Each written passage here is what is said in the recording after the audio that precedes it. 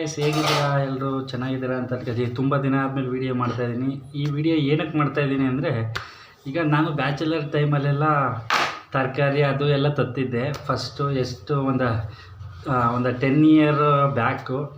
ಅಲ್ಲಿಂದ ಜಾಸ್ತಿ ಏನು ತರಕಾರಿ ಎಲ್ಲ ನನ್ನ ಮದುವೆ ಆದಮೇಲೆಲ್ಲ ನನ್ನ ವೈಫೇ ತರ್ತಿದ್ದು ಜಾಸ್ತಿ.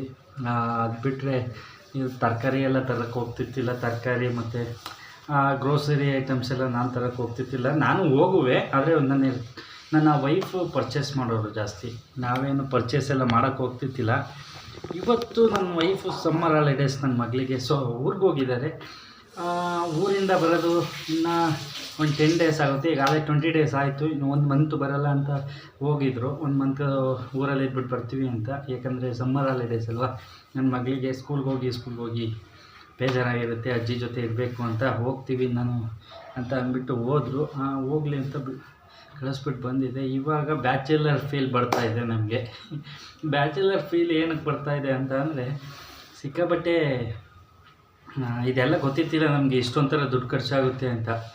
ಏನಕ್ಕೆ ಖರ್ಚಾಗುತ್ತೆ ಅಂದರೆ, ಯಾಕೆ ಇಷ್ಟು ದುಡ್ಡು ಖರ್ಚು ಮಾಡ್ತಾಯಿದ್ದೀಯಾ, ಯಾಕೆ ಎಷ್ಟು ದುಡ್ಡು ಖರ್ಚು ಮಾಡ್ತಾಯಿದ್ದೀಯ ಅಂತ ನನ್ನ ವೈಫ್ನ ಪದೇ ಕೇಳಿದೆ ನಾನು.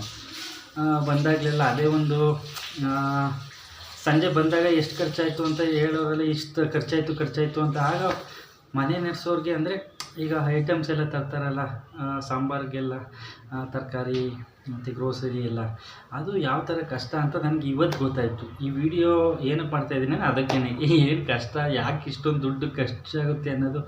ಈಗ ಬೆಂಗಳೂರಲ್ಲಂತೂ ಸಿಕ್ಕಾಪಟ್ಟೆ ಕಾಸ್ಟು ಜಾಸ್ತಿ ಆಗಿಬಿಟ್ಟಿದೆ. ಅದಕ್ಕೋಸ್ಕರ ಈ ವಿಡಿಯೋ ಮಾಡ್ತಾಯಿರೋದು. ಇವತ್ತು ನಾನು ಡಿಮಾರ್ಟ್ಗೆ ಹೋಗಿದ್ದೆ. ಡಿಮಾರ್ಟಲ್ಲಿ ಒಂದು ಸ್ವಲ್ಪ ಡಿಸ್ಕೌಂಟು ಇರುತ್ತೆ. ಅಲ್ಲಿಗೆ ಹೋಗಿ ಅಂತ ಹೇಳಿದ್ಲು ನನ್ನ ವೈಫು. ಅಲ್ಲಿಗೆ ಹೋಗಿದ್ದು. ನಾವು ರೆಗ್ಯುಲರಾಗಿ ಹೋಗೋದೇ ಡಿಮಾರ್ಟ್ಗೆ, ಗ್ರೋಸರಿ ತರೋಕ್ಕೆ. ಅಲ್ಲಿ ಹೋಗಿದೆ.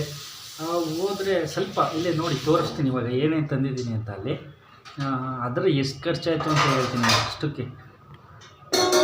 ನೋಡಿ, ಒಂದು ಏರಿಯಲ್ಲು ಮತ್ತು ಒಂದು ಹೆಸರು ಬೇಳೆ, ಒಂದು ಸಕ್ಕರೆ 3 ಕಿಲೋ ಸಕ್ಕರೆ ಮತ್ತು ಹೆಸರು ಕಾಳು, ಆಮೇಲೆ ಕಡಲೆಕಾಳು. ಇದು ಕಡಲೆಕಾಳು. 3 ಸೋಪ್ ಅಷ್ಟೇ. ಒಂದು ಪಾತ್ರೆ ಸೋಪು ಮತ್ತು 2 ಬಟ್ಟೆ ಸೋಪು. ಈ ಬರೀ ಜಸ್ಟ್ ಇಷ್ಟಕ್ಕೇ 700 ಆಯಿತು. ಇಷ್ಟಕ್ಕೆ 700 ಆಯ್ತಲ್ಲ ಅಂತ ನನಗೇ ಬೇಜಾರಾಯಿತು. ಅಯ್ಯೋ, ಬರೀ ಇಷ್ಟು ಸಾಮಾನಿಗೆ 700 ಆಯ್ತಲ್ಲ ಇಷ್ಟಕ್ಕೆ ಅಂತ ಬೇಜಾರಾಯಿತು. ಆವಾಗ ನನ್ನ ವೈಫು ಜ್ಞಾಪನಕ್ಕೆ ಬಂದರು ನನಗೆ. ಹೌದಲ್ವ, ತುಂಬ ಖರ್ಚಾಗುತ್ತೆ. ನಾನು ಪದೇ ಕೇಳ್ತಿದ್ದೆ, ಯಾಕೆ ಅಷ್ಟು ಖರ್ಚು ಮಾಡಿದೆಯಾ, ಯಾಕೆ ಅಷ್ಟು ಖರ್ಚು ಮಾಡ್ತೀಯಾ ಅಂತ. ಇವಾಗ ನನಗೆ ರೆಕಗ್ನೈಸ್ ಆಯಿತು. ಇದರಿಂದ ತುಂಬ ಜಾಸ್ತಿ ಖರ್ಚಾಗುತ್ತೆ ಅಂತ ಗೊತ್ತಾಯಿತು. ಆವಾಗ ಒಂಥರ ಗಿಲ್ಟ್ ಫೀಲ್ ಆಯಿತು. ನಾನು ಬೈತಿದ್ನಲ್ಲ ನನ್ನ ವೈಫ್ಗೆ ಅಂತ. ಅದರಿಂದ ಈ ವಿಡಿಯೋ ಮಾಡಿದ್ದು. ಇಲ್ಲಿ ನೋಡಿ, ಜಸ್ಟ್ ಇಷ್ಟಿದೆ ಅಷ್ಟೇ. ಸ್ವಲ್ಪನೇ ತಂದಿರೋದು. ಯಾಕಂದರೆ ಈಗ ಒಬ್ಬನೇ ಅಲ್ವಾ ಇರೋದು. ಸ್ವಲ್ಪನೇ ತಂದಿರೋದು. ನೋಡಿ, ಇಷ್ಟಕ್ಕೆ 150 ರೂಪೀಸ್ ಆಯಿತು. ಇದರಿಂದನೂ ಇವಾಗ ನನ್ನ ವೈಫ್ಗೆ ಫೋನ್ ಮಾಡಿದ್ದೆ ಆವಾಗಲೇ ನಾನು. ನೋಡು ರಮ್ಯಾ, ಇಷ್ಟು ತಂದಿದ್ದೀನಿ, ಇದಕ್ಕೆ 1000 ರೂಪೀಸ್ ಆಯಿತು ಟೋಟಲಿ ಅಂತ ಅಂದೆ. ಟೋಟಲಿ 1000 ಅದು, ಬರೀ ಇಷ್ಟಕ್ಕೇ 1000 ಆಯಿತು. ನಾನು ಮಾತ್ರ ತರಬೇಕಾದ್ರೆ ಯಾವಾಗಲೂ ಜಗಳ ಮಾಡುವಲ್ಲ, ನೋಡ್ಕೊಂಡ ಅಂತ ಅಂದರು. ನೋಡಿ, ಇಷ್ಟು ಖರ್ಚಾಗಿದೆ. ಯಾವಾಗಲೂ ನಾವು ಅದಕ್ಕೇ ಮನೆ ನಡೆಸೋರಿಗೆ ಯಾವತ್ತೂ ಏನು ಹೇಳಕ್ಕೆ ಹೋಗ್ಬಾರ್ದು. ಪಾಪ ಅವರು ಮನೇಲಿರೋ ಹೌಸ್ ವೈಫ್ಗಳಿಗೆ ಪಾಪ ಎಷ್ಟು ಕಷ್ಟ ಇದೆ ಅಂದರೆ ಹೆಣ್ಮಕ್ಳಿಗೆ. ನೋಡಿ, ಇಲ್ಲಿಂದನೇ ನನಗೆ ಗೊತ್ತಾಯಿತು. ನಿಜವಾಗ್ಲೂ ತುಂಬ ಬೇಜಾರಾಯಿತು. ನಾನು ಕೇಳ್ತಿದ್ನಲ್ಲ ಯಾವಾಗಲೂ ಅಂತ. ಇವಾಗ ನನಗೆ ಮೈಂಡ್ ಇಟ್ಟಾಯಿತು. ಇನ್ನೊಂದು ಸಲ ಯಾವಾಗಲೂ ನನ್ನ ವೈಫ್ನ ಕೇಳಲ್ಲ ನಾನು, ಯಾಕೆ ಇಷ್ಟು ಖರ್ಚು ಮಾಡಿದೆ ಅಂತ. ಯಾಕೆಂದರೆ ಇವಾಗ ಬುದ್ಧಿ ಬಂದಿದೆ ನನಗೆ. ಉದ್ದೇಶಕ್ಕೋಸ್ಕರ ಈ ವಿಡಿಯೋ ಮಾಡಿದ್ದು. ಯಾರಿಗಾದ್ರೂ ಏನಾರು ಸರಿಯಾಗಿ ಈ ವಿಡಿಯೋ ಬಂದಿಲ್ಲ ಅಂದರೆ ಯಾರೂ ಬೇಜಾರು ಮಾಡಿಬಿಡಿ. ನಿಮಗೆ ಏನು ಅನ್ನಿಸುತ್ತೆ ಈ ಕಮೆಂಟ್ ಹಾಕಿ, ಕಮೆಂಟ್ ಬಾಕ್ಸಲ್ಲಿ ಕಮೆಂಟ್ ಹಾಕಿ, ಆಯಿತಾ, ಏನಾಗುತ್ತೆ ಅಂತ. ಎಲ್ರಿಗೂ ಮನೆ ನಡೆಸೋರಿಗೆ ಹ್ಯಾಟ್ಸ್. ಅದರಲ್ಲೂ ಪಾಪ ಲೇಡೀಸ್ಗಳೆಲ್ಲ ಈ ಥರ ಒಂದರಲ್ಲಿ 10 ರೂಪಾಯಿ ಕೊಟ್ಟರೆ 5 ರೂಪಾಯಿ ಉಳಿಸ್ಕೊಂಡು ಬರ್ತಾರೆ. ತರಕಾರಿ ತರಕ್ಕೆ ಹೋದರೆ ಕಂಜೂಸ್ ಮಾಡಿಕೊಂಡು, ಸಾಕು ಇಷ್ಟು ಸಾಕು, ಅದಷ್ಟು ಕೊಡಿ ಇಷ್ಟು ಕೊಡಿ ಅಂತ.